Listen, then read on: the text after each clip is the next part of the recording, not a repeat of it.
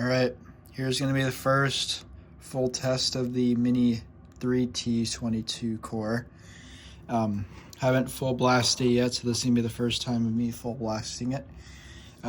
Finally, got the rotors balanced, which didn't take nearly as long as I expected, but just showing you right now, the rotors are balanced and ready to go. So I'm going to do growl, alert, attack, and some fast wheel. So here we go.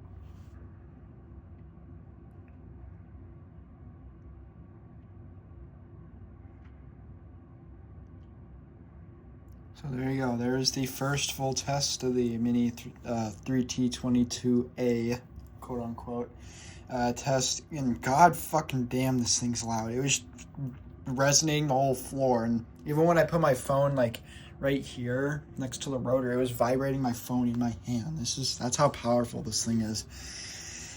I mean, for being I think it's a 29H with a 250 watt motor, this thing's powerful. I mean, it's got a pretty decent pitch too. I don't have to deal with that low, stupid single phase pitch like with this Maytag. I can actually get a high pitch with this 29H, I believe it is.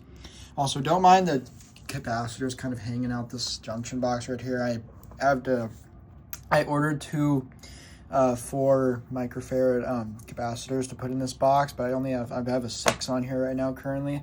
What I might do is try using this 10 that's I think meant for like air conditioning units. I don't know what this thing's for, but I might try putting this on there at some point to give it like full power, full performance from the motor. So I might do that. I don't know, but that's with a 6 UF capacitor.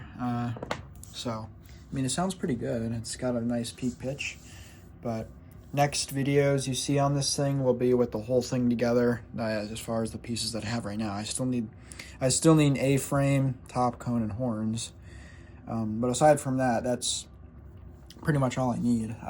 But Demetrius still plans to keep those older core parts for his new build that he's coming out with.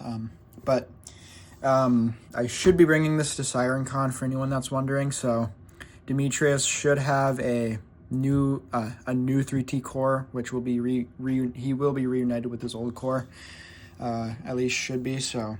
But of course, when I get the other capacitors, this won't be hanging out of the box. It'll actually be inside the box. So if this thing's like sitting up on the stand like this, it won't have these ugly wires hanging out. At least the main power wires aren't sticking out like they were on the Maytag, because the Maytag just had these ugly wires all sticking out.